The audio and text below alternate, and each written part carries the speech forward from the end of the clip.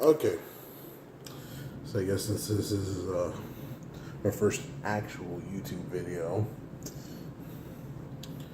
so what I am doing tonight is I'm going to be seasoning a flat that is separated from the point.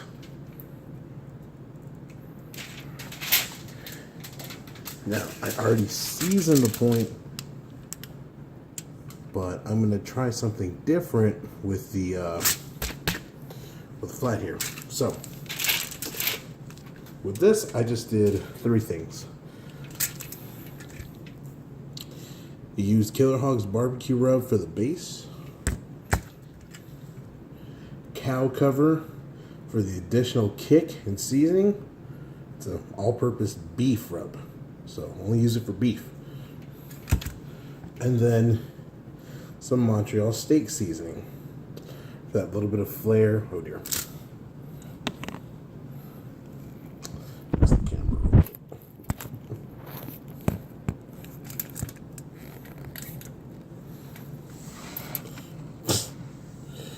That's what happens when you don't have a stand, I guess. So, what I'm going to do differently on this one is 50-50 salt and pepper mixture, which is what you want to do in a brisket because it needs so much, salt and pepper. You just want to rub that in there. I'm actually going to add a little more pepper into the mixture there, just as a precaution. Never had too much pepper in Texas, so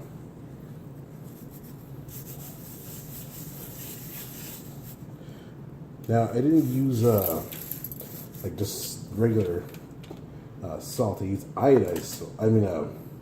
Kosher salt. Whatever. If you can't find kosher salt, which is, well, I would assume is not likely. Kosher salt's in practically every HEB. So there wouldn't be any shortage of that. Because it's thicker, it's grainier.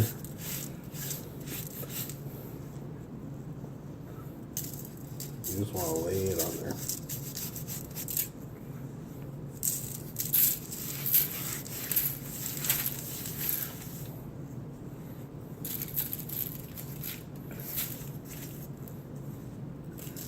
Now this is what's going to help with the crust.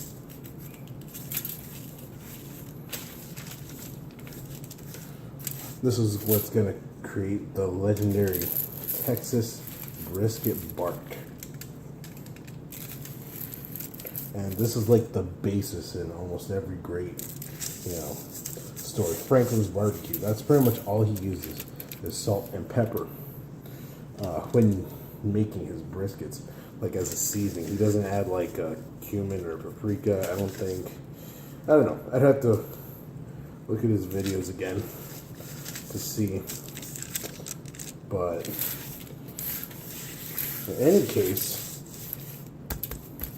okay, so that's the fatty side trimmed up. Now for this, I'm also going to use cow cover to give it some color and that added pizzazz. When I first started doing this, I figured, first rub I ever used was actually one that my cousins one of the guys who inspired me to do this kind of stuff, to make my own barbecue. They made their own seasoning. It was delicious. And made it with my first brisket. With that, but I couldn't find any other seasoning like it, so then I tried this one, and you know what? It was actually pretty close. Now, Killer Hog's Barbecue might be actually a little closer now that I think about it, but this just has that wonderful, beef kick, the flair, that you want. Now, that's going to give it some more color. I'm just going to, no. Actually, what I'm going to do is that just for kicks, a little bit more. This time with the Killer Hogs rub. Just a little drizzle. Now the meat's gonna start changing color, you know, and this is actually gonna make a very, very complex, unique bark. But it's only gonna get more complex from here because Montreal steak seasoning. And this is like the finishing piece for anything that's beef that I make. Whether it's steak, beef ribs,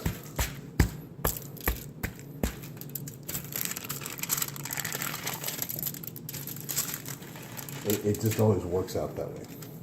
Okay. Now for the top. And another thing that I was doing was, that I've been doing, like with my briskets, is cooking them fat side up. But I'm going to try in the morning to cook it fat side down. And see where that leads it. Just because I saw this guy, Malcolm Reed, I think it is, with How to Barbecue Right, and he does his brisket, what's it called, fat side down, actually, which, I mean,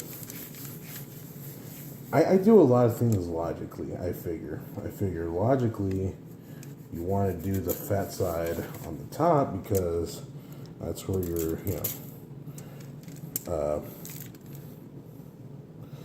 that's where the fat's, you know, not going to be, you know, rendered. It's going to be, you know, it's going to have a little trickle down effect into the meat.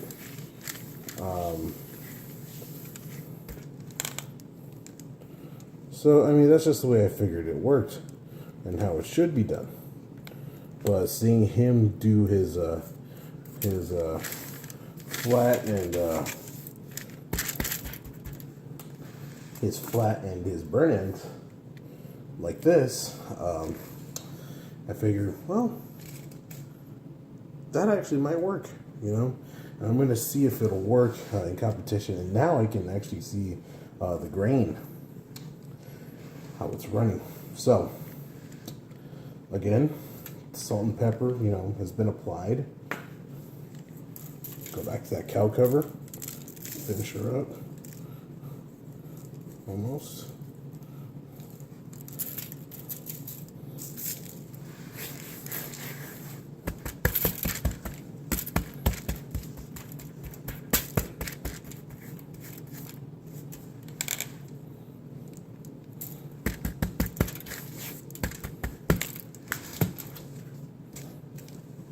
This one you could be a bit more free with the Killer Hogs rub.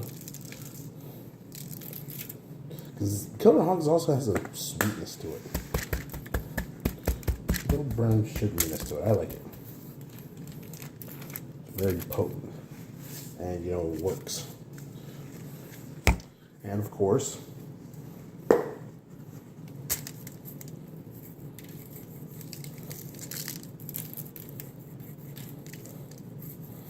gotta have the steak seasoning.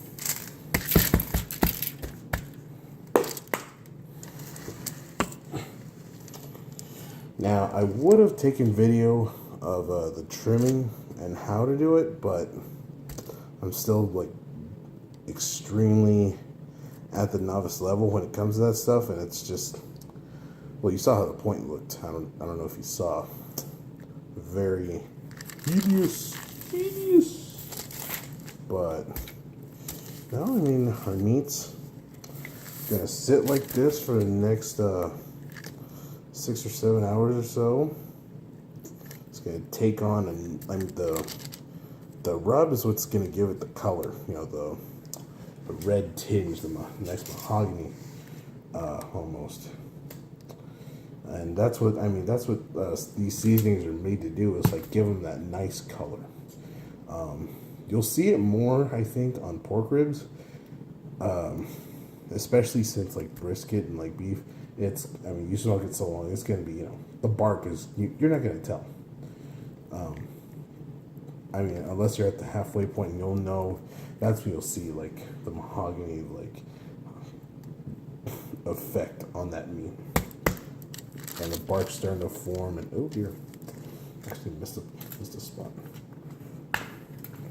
Hit that with salt and pepper, but let's just get that some beef though. Get some love.